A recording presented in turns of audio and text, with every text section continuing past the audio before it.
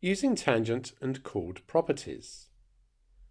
There is one tangent property and one chord property that you need to be aware of.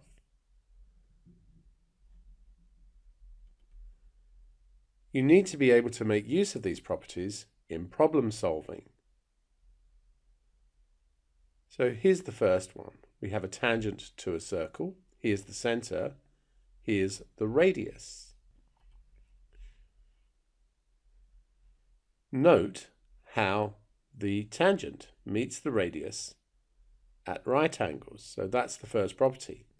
The tangent to a circle at a point is always perpendicular to the radius to the same point.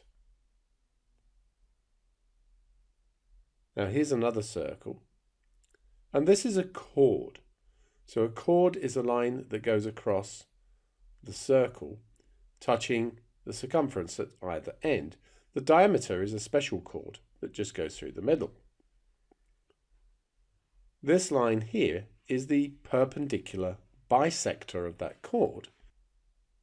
And the property is that the perpendicular bisector of a chord always goes through the center of the circle, as we can see on the diagram.